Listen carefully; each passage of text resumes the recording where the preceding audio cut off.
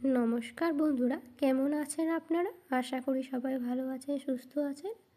জয়া রান্নাবান্নাতে আপনাদের সবাইকে স্বাগত। শীতকালে একদিন মটরশুঁটি দিয়ে ছোটো আলুর দম না করলে হয় বলুন তো? এই রান্নাটা আপনারা জলখাবারে বা বাচ্চাদের টিফিনও তৈরি করে দিতে পারেন।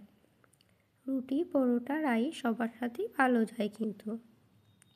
তো চলুন রান্নাটা এবার তাহলে শুরু করি। এখানে ছোটো আলু, এখন বাজারে যে নতুন ছোটো আলু উঠেছে সেই ছোটো আলুই নিয়েছি। তো আলুগুলোকে আমি সেদ্ধ করে খোসা ছাড়িয়ে রেডি করে রেখেছি। আর এক বাটি মটরশুঁটিও ছাড়িয়ে নিয়েছি আমি। আর এই আলুর দমটাতে যে মশলাটা দেবো তার জন্য আমি দুটো বড় সাইজের টমেটো কুচি করে নিয়েছি, আর 1 ইঞ্চি আদা রেখেছি, আর 4টে কাঁচা লঙ্কা। এটাই আমি মশলা হিসাবে ব্যবহার করব। তো চলুন আদা, লঙ্কা, টমেটোর একটা মিহি পেস্ট আগে তৈরি করে নিই। তো মশলাটা মিহি পেস্ট করার পর কড়াইয়ে আমি 2 চামচ সর্ষের তেল গরম বসিয়েছিলাম। তেলটা গরম হয়ে যাওয়ার পর একটা তেজপাতা, একটা শুকনো লঙ্কা আর সাদা জিরে ফোড়ন হিসাবে আমি এই রান্নাটাতে ব্যবহার করছি। তো ফোড়নটা একটু ভাজা ভাজা হয়ে গেল। এর মধ্যে আমি ওই টমেটো আদার যে মিশ্রণটা তৈরি করেছিলাম সেটা দিয়ে দিলাম। মশলাটা অনেকটা ভাজা ভাজা হয়ে গেছে। এরপর আমি উপর থেকে কিছু গুঁড়ো মশলা অ্যাড করব। দিলাম 1/2 টেবিল স্পুন হলুদ গুঁড়ো, আর দেব 1/2 টেবিল স্পুন জিরে গুঁড়ো, আর 1/2 টেবিল স্পুন ধনে গুঁড়ো। এইগুলো দিয়ে একটু ভালোভাবে নাড়াচাড়া করে নেব আমি।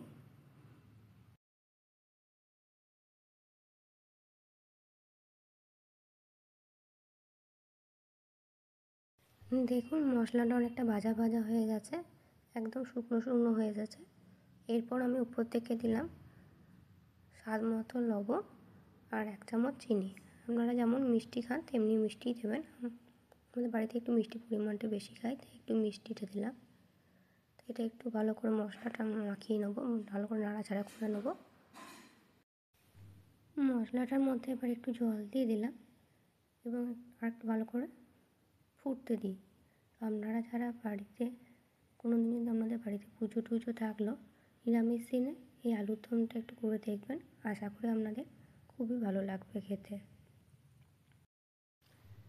তো দেখুন মশলাটা ভাজা ভাজা হয়ে যাওয়ার পর আমি যে সেদ্ধ করে আলুগুলো রেখেছিলাম সেই সেদ্ধ করা আলুগুলো এরপর দিয়ে দিলাম, আর উপর থেকে 1 কাপ জলও দিলাম যাতে মশলাটা সমস্ত আলুগুলোর গায়ে ভালো করে লেগে যায়। একটু মশলাটা ঢুকুক আলুর মধ্যে, তাই একটু ভালো করে নাড়াচাড়া করে নিলাম। তো মশলাটা আলুর মধ্যে ভালোভাবে নাড়াচাড়া হয়ে যাওয়ার পর এবার মটরশুঁটিগুলো আমি দিয়ে দিলাম। মটরশুঁটিটা আমি হালকা ভাপিয়ে নিয়েছিলাম, আপনারা না ভাপাতে চাইলে কাঁচা অবস্থাতেও দিয়ে দিতে পারেন। তো ভিডিওটি ভালো লাগলে অবশ্যই একটা লাইক করে দেবেন, আর আমার এই চ্যানেলে যদি আপনারা প্রথমবার আসেন তাহলে অবশ্যই চ্যানেলটি সাবস্ক্রাইব করে বেল বাটনে ক্লিক করে রাখবেন। তাহলে আমি যখনই কোনো নতুন ভিডিও নিয়ে আসবো তা সবার আগে আপনাদের কাছে এসে পৌঁছাবে। তো মটরশুঁটি দেওয়ার পর এটাকে একটু ভালোভাবে নাড়াচাড়া করে নিয়েছি। এবার এটাকে একটুখানি ফুটতে দেবো আমি।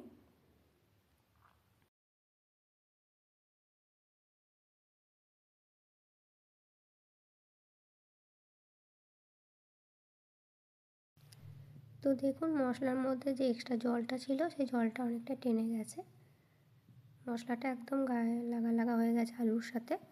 এরপর উপর থেকে আমি দিলাম একটু 1 টেবিল স্পুন গরম মশলা গুঁড়ো, আর দিচ্ছি ধনেপাতা কুচি। তো এগুলো দিয়ে একটু ভালো করে আলুটা মাখিয়ে নিলাম, নাড়াচাড়া করে নিলাম। এরপর এটাকে খানিক স্ট্যান্ডিং পয়েন্টে রাখবো। তো রান্নাটা একদমই আমার হয়ে গেছে, শেষের দিকে গ্যাসের ফ্লেমটা আমি অফ করে দিয়েছি। তো চলুন বন্ধুরা আজ আসি তাহলে, আবার দেখা হবে আপনাদের সাথে নেক্সট ভিডিওতে। ততক্ষণ আপনারা ভালো থাকবেন, সুস্থ থাকবেন।